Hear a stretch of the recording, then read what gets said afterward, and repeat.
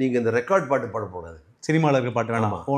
Own பண்ணுங்க. நான் ஓனுக்கு எங்கே போகுது டெல்லியில், தமிழ்காரன் யாரும் கிடையாது. அப்போ வந்து நான் என்ன பண்ணேன்னா, இப்போ என்ன பண்ணுறேன்னா, நான் என்ன பண்ணேன், வீட்டில் இருக்கிற ஏதாவது லிரிக் தமிழ் இருக்குது, ஸோ தமிழில் பண்ணலாம் அப்படின்ட்டு தமிழ் லிரிக்கை பார்த்தா நான் வந்து எங்கள் வீட்டில் வந்து எங்கள் பாட்டி, கொள்ளு பாட்டியோ அந்த காலத்தில் ஏதோ எழுதியிருக்காங்க, அது அவங்க ஏதாவது ஒரு தியானத்தில் எழுதுவாங்கல்ல, கண்ணா கடை கண்ணா ஒரு புக்கு கிடச்சிது. அதாவது அவங்களோட பையங்கள்லாம் சேர்ந்து அவங்க அம்மா போட்ட பாட்டுன்னு பண்ணுவாங்கல்ல, இப்போ நம்ம அது மாதிரி ஒரு பாட்டு போட்டிருக்காங்க, பக்தி பாட்டு. அது ஒரு புக் கிடச்சிது. அதில் வந்து முதல் லைன் ஒரு பாட்டு எடுத்ததில், கண்ணா கடை கண்ணால் பாருமையா கவலை வினைகளை தீருமையா. கடவுள் பாட்டு மாதிரி, கடவுள் பாட்டு தான். ஸோ அந்த பாட்டு நான் வந்து கண்ணா கடை கண்ணால் பாருமையா கவலை வினைகளை தீருமையா எப்படி ஒரு பாட்டு பண்ணேன். இதுதான் முதல்ல ரேடியோ ஸ்டேஷனில் பாடின பாட்டு.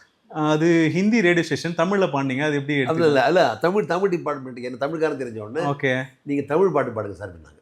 இங்கே தமிழ்நாட்டில் போகிற தமிழ் பாட்டு பாடுங்க தான் பண்ணி இந்த மாதிரி பண்ணுது. அப்போ அப்போ அந்த முதல் பாட்டே என்னுடைய வந்து நானே இசையமைச்சு பாடக்கூடிய ஒரு 17 வயசில் இப்போ இசையமைச்சக்கூடிய ஒரு வாய்ப்பு. அப்போ பாடணுன்னு தான் எனக்கு தெரிஞ்சது, இந்த பாடுறதுக்கும் இசையமைப்புக்கும் எவ்வளோ பெரிய வித்தியாசம் அப்படின்ட்டு. பாடுறதுங்கிறது இங்கே சொல்லித்தரது அப்படியே பாட போகிறோம், ஒப்பிக்க போகிற மாதிரி. ஆமாம், ஒப்பிக்கிற மாதிரி தானே.